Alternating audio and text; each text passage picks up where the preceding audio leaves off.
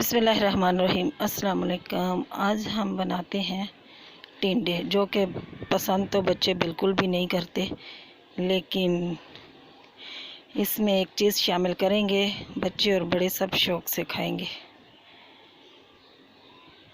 सबसे पहले हम लहसुन और प्याज को थोड़ा सा पानी डाल के इसको गला लेते हैं।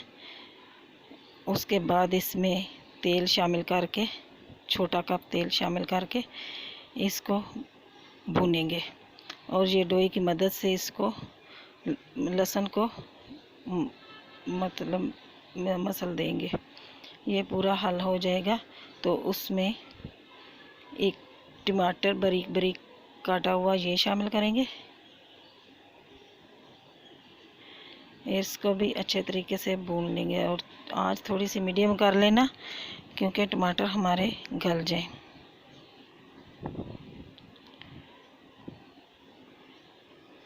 अब इसके बाद ये देखें, टमाटर हमारे गल चुके हैं और मसाला भी सारा, लहसुन और प्याज भी भून चुका है।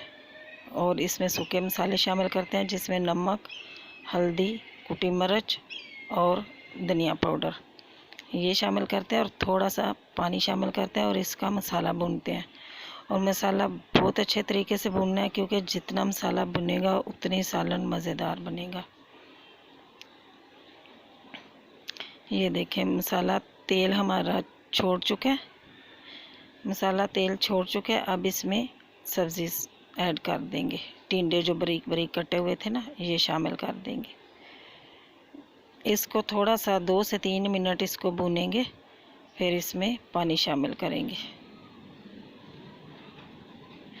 गर्मी में अक्सर सूखे सालन पे दिल नहीं करता, तो इसमें मैं पानी शामिल करूँगी ताकि थोड़ा सा इसमें शोरा रहे।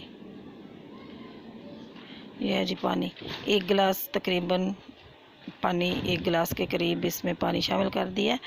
अब इसमें इसको ढक देंगे और इसको पकने देंगे जब तक टिंडे गल न जाएं। आंच मीडियम ही रहने देना।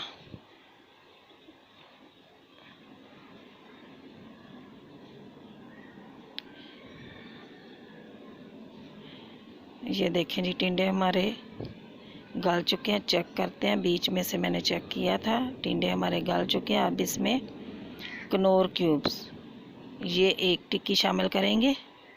इसमें 2 होती हैं तो 1 टिक्की इसमें शामिल करेंगे। उसमें इसका बहुत ही अच्छा जायका आता है और ये शोरबा भी बहुत मज़ेदार बनता है और टिंडे भी बहुत, सभी बड़े और बच्चे सब शौक़ से खा लेते हैं। अब इसमें बारीक कटी हुई हरी मिर्च शामिल कर दें, जो कि बहुत तीखी नहीं होती, ये शामिल करेंगे। और ऊपर से ये धनिया, ये ज़ीरा और काली मिर्ची कुटी हुई थी, ये शामिल की। अगर ज़ीरा नहीं है तो आप गरम मसाला भी शामिल कर सकते हैं। और अब इसमें हरा धनिया शामिल करते हैं और सालन हमारा बिल्कुल तैयार है। चूल्हा हमने ऑफ़ कर दिया। आप चाहें तो चावलों के साथ खा लें, आप चाहें तो रोटी के साथ खा लें। इस तरीके से बहुत ही अच्छा सालन बनता है और बहुत मज़ेदार बनता है, सब शौक़ से खा लेते हैं। ये देखें जी, अब हम इसको डिश आउट करते हैं। फ़ाइनल लुक मैं आपको बताती हूँ। अल्लाह ताला आपको अपनी हिफ्ज़ व मान में रखे, अल्लाह ताला आपका दस्तरखान भरा रखे। दुआओं में याद रखना। अल्लाह हाफिज़।